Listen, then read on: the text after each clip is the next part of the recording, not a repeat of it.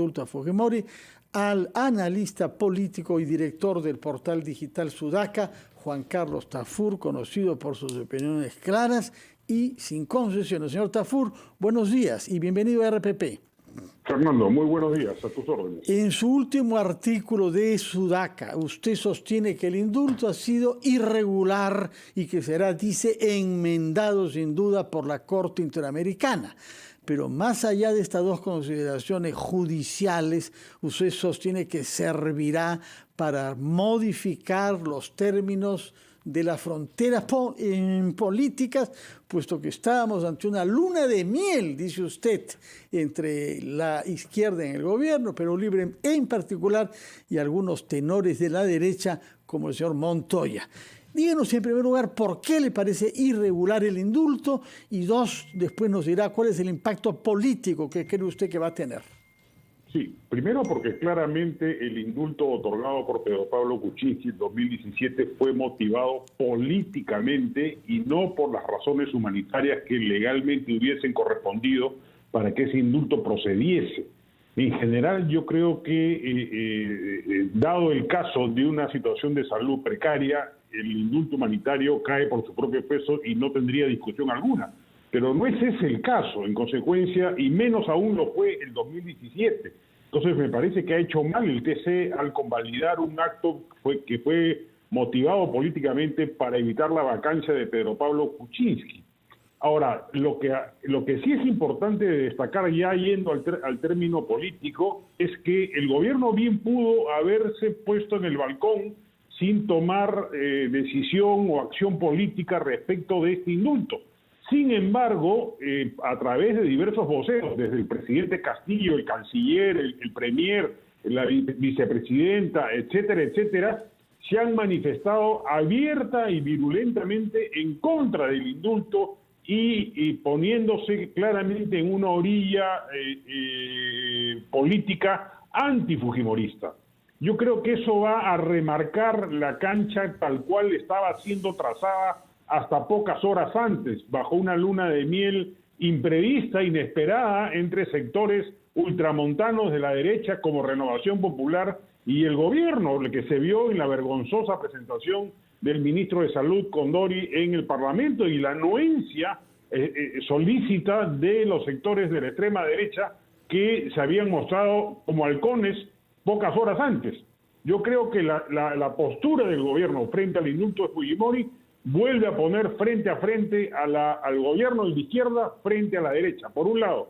Y por otro lado, yo creo que tiende puentes nuevamente para que se reconcilie lo que se llama la izquierda caviar, que claramente tiene una postura respecto del tema Fujimori, con un gobierno que también se ha jugado en el mismo sentido. Entonces yo creo que tiene un efecto de doble valencia. La confrontación reiterada con la derecha, que vamos a ver hasta qué punto llega, dado que la oposición en el Perú lamentablemente es una vergüenza, y dos, la posibilidad de que se reconcilie con una izquierda que en verdad anda vestida de novia las 24 horas del día, presta a que el gobierno la llame nuevamente a participar en el poder. ¿Y por qué? ¿Cuál es el origen?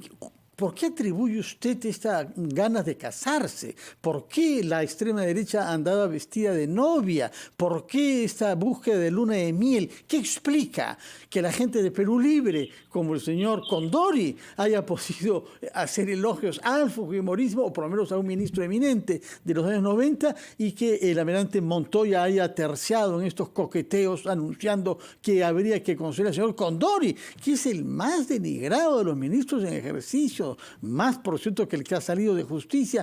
¿Cómo explica usted ese coqueteo? Así es, dicho sea de paso, si no censuran a Condori, ya pues que mejor abdiquen de sus funciones de fiscalización legislativa, porque ya si no censuran a Condori, mejor no censuren a nadie, y mucho menos que vaquen al presidente Castillo, porque la valla que el señor Condori ha puesto pues es bastante baja como para que debiera ser saltada por una acción legislativa enérgica. Yo creo que lo que ha pasado es simple y llanamente miedo. Las tres razones del oidor: miedo, miedo y miedo a que se produzca el pedido de adelanto de elecciones o el proyecto de adelanto de elecciones planteado por el presidente Castillo y anunciado por el premier Aníbal Torres, que supondría la pérdida quincenal de una cantidad enorme de congresistas que seguramente ya tienen préstamos vehiculares por 5 años o préstamos hipotecarios tomados y que no quieren perder las canonjías que les permite el poder, el sueldo, los protocolos, los oropeles, la circulina, etcétera, todo lo que implica el estar en el poder legislativo en estos momentos. Lamentablemente, yo creo que tenemos una oposición que juega a la vacancia, que juega a la energía, a la virulencia, a la virilidad opositora, pero que en el fondo cede ante la mínima presión, como ha ocurrido en el caso de Condori, posteriormente al anuncio de que el gobierno podía presentar un proyecto de ley para adelantar las elecciones y que se fuesen todos a su casa. Yo creo que eso los ha llenado de pavor y ha generado que esa situación se produzca. Ahora, vamos a ver si esta recolocación del gobierno en una postura claramente antifujimorista reordena nuevamente el mapa político que se había trazado hasta entonces y volvemos a una situación de confrontación. De acuerdo, eso está por verse. Esa es la tesis básica de su artículo en Sudaca. Se ha quedado remarcada, se ha marcado otra vez la cancha. ¿Quién sale ganando de este nuevo marcaje de la cancha y particularmente qué saca de todo esto Cerrón? Bueno, yo creo que en general el gobierno le ha ganado la pulseada a la oposición en la última semana. O sea, si podemos hacer un balance de lo ocurrido en los últimos días, creo que Castillo se ha fortalecido, ha olfateado la debilidad de la oposición en el Congreso, la debilidad de la derecha opositora, y que no tiene calle, que no tiene energía legislativa y que en consecuencia es inocua para poder producirle algún daño. Castillo tiene los votos suficientes para impedir la vacancia y se va a zurrar en consecuencia en cualquier solicitud de enmienda de los errores que comete. Lo acabamos de ver con el nuevo ministro de Justicia, que ya empieza con anticuchos y antecedentes impresionantes. Lo estamos viendo con el caso de Petroperú, donde es inadmisible que el Ministerio de Energía y Minas peche al Ministerio de Economía y Finanzas para mantener a un impresentable como el señor Hugo Chávez como gerente de Petroperú, que ha producido la rebaja de la calificación de los bonos de la empresa pública, que se tolere la mediocridad en la designación de puestos importantes que ha generado la rebaja en la calificación crediticia del Perú, ya no de Petroperú, del Perú por Standard & Poor's. En consecuencia, yo creo que gana Castillo y por ende gana la mediocridad. Yo soy ya lamentablemente pesimista. Yo creo que vamos a vivir 4 años y 8 meses más de absoluta mediocridad, de colapso del Estado, de degradación de las políticas públicas, de evaporación de la excelencia administrativa, y vamos a generar una situación social, política y económica para el 2026 nuevamente propicia para que aparezca un candidato disruptivo que denuncie esa destrucción del Estado que estamos viendo en términos generales en casi todos los segmentos del sector público, salvo por ahora el MEF, el BCR y por ahí la SUNAT.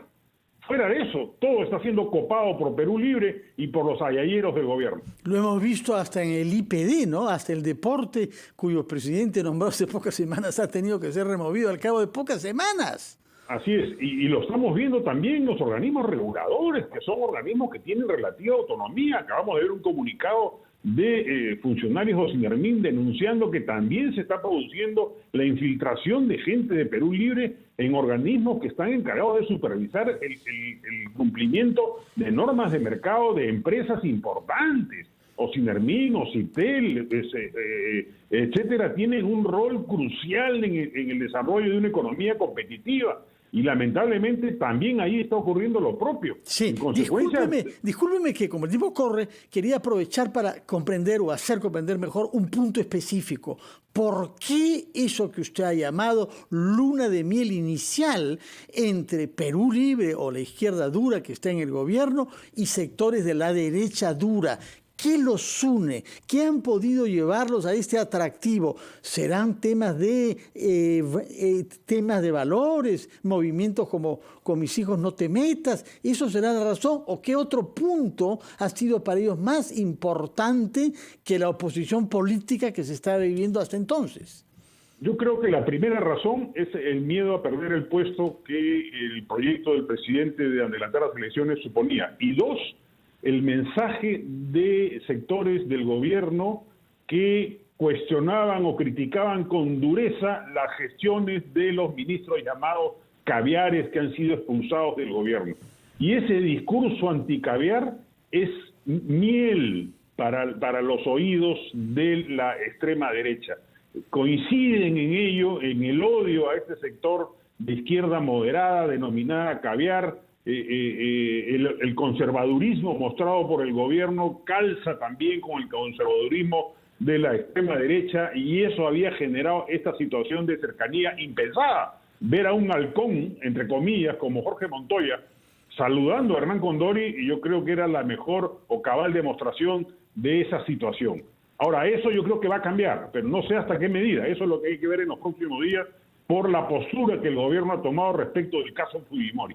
Yo creo que hay que estar atentos pero hasta antes de eso, yo creo que se venía una aprobación del ministro Condori, una desaprobación o no consecución de los votos para la vacancia y un statu quo de conciliación entre sectores de la derecha y el gobierno por coincidencia respecto de sus odios a un sector importante de la política peruana, como es el sector de la izquierda moderada, que ocupó parte del gobierno en los primeros tramos y que luego ha sido expectorada de mala manera por el serronismo, ¿no?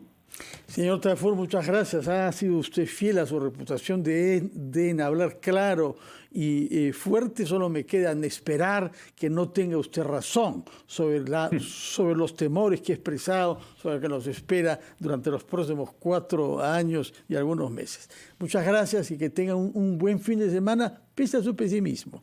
Vamos a ir nosotros a una pausa, después de la cual hablaremos del tema del indulto a Alberto Fujimori con un especialista, como es el jurista Diego García Sayán, quien ha sido ministro de Justicia en el Perú y además presidente de la Corte Interamericana de Derechos Humanos en Costa Rica.